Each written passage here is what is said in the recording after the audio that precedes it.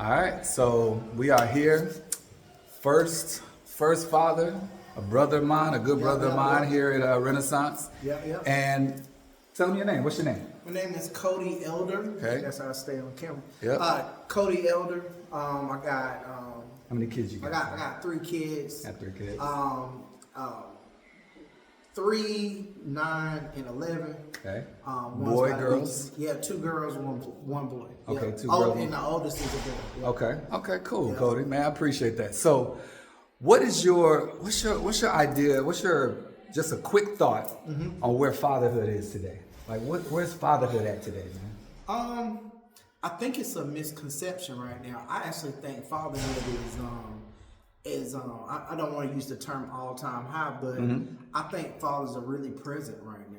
I like that. I think they're putting it out there in a way where, you know, you got a bunch of like baby mama drama type stuff. Yeah, what's going on social media? But what I've seen, it's a lot of fathers stepping up. A lot of fathers stepping up. Yeah, Man, I love that. I love that. I think everybody's striving for family right now. I think there's a lot happening.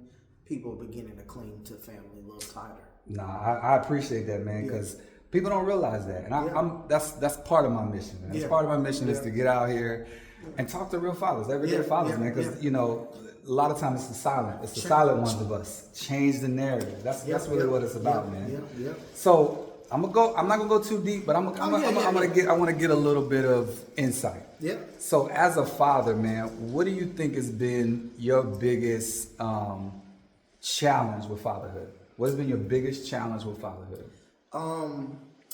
I guess it could be just making sure the fight for being present, right?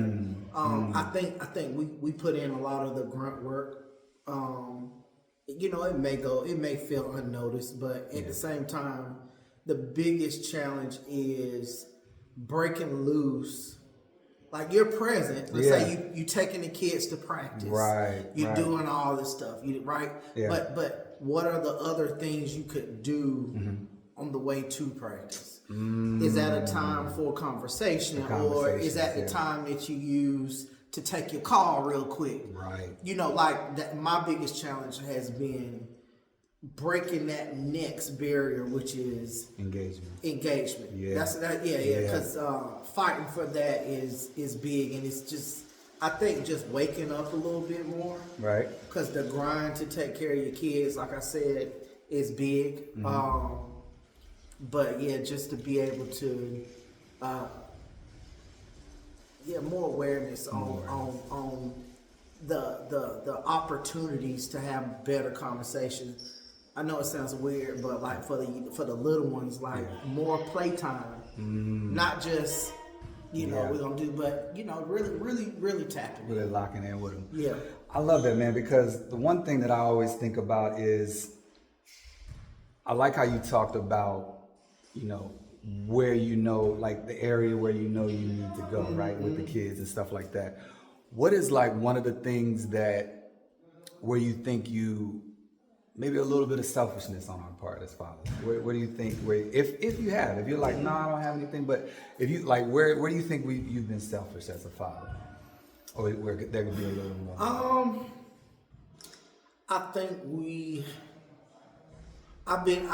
what I can say is I've been really, I think when it comes to dads and having sons and 2 daughters, the dads lean more towards the son. Gotcha. Because you can see how you can build them up and all this other stuff, but you tend to you're not forgetting the girls. Yep. You just looking at your son like, hey, I wanna make him great. Especially at the age that you're trying to get in, but then you forget. Right. Hey, you have a daughter that you also need to build some barriers mentally, so she'll know how to operate as she gets older, right?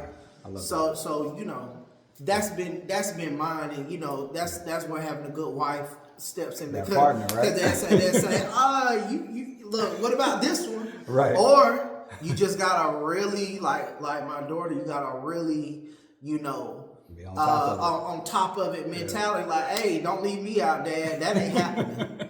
You know, you're gonna do that for Greg. Oh, we're gonna look. You need what to do about it. me too? Yeah, and the other one is little. She just jump in place. But I think that's it. And that teach. We focus on our sons because it's just there. Somebody literally asked me that today. I love that, man. So in your family, as a dad, as a father, as a leading your family, what's your non-negotiable? Like something you like. This is something that, because we have the flexibility, but there's some things that we gotta kind of stand our ground on. There's things that we're like, this is what it is. What are some non-negotiables in the house with as leading the family? It could just be no disrespect to the mom and us, period. But it's like disrespect. It's it's a non-negotiable. But it's when you have free thinking kids that are kind of like awake. Not saying awake, but especially parents that homeschool, you'll see a difference in how your kid operates around. They tend to be more vocal because they're not around everybody to see the barriers. Right. So you're constantly fighting the mouth. Yeah. You know what I'm saying? Yeah. Especially in this age of information. They know everything. Right? Exactly. They want to come tell you how they saw it was done, right? So disrespect. Okay. Yeah. So it's non-negotiables is that 100%. I love it. Because if you can get them to stop that at the house, you can get it to happen in life. In life, and it's a long path. It's not an overnight thing, but yeah. No, I appreciate that, man. So, last question for you. No. So, what's one of the last things that you feel like if your children, you want them to remember from you? Like, say, God forbid you leave this world. What's one of the things you want them to remember from Dad? One thing you want them to remember from Dad. Let me see. Let's put it in perspective.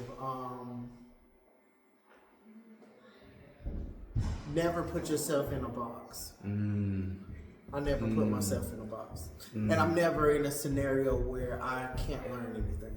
I love it. Never put yourself in a box and never be in a position where you can't learn or you should always be learning. Yeah. And position yourself around people who know things that you don't know. It's kind of like, like the cornerstone, like always knowing that it's a level up. Yeah. To everything. Yeah. Kind of becoming a master of things, right? So it's like, that's my thing. I always try to be a constant learner. A constant learner. So that's the one thing you want to do. Yeah. Hey y'all, this is the first episode of many more. Appreciate y'all. Appreciate my friend Coty here, and we'll talk to y'all soon. Glad to be on. Okay. Yeah.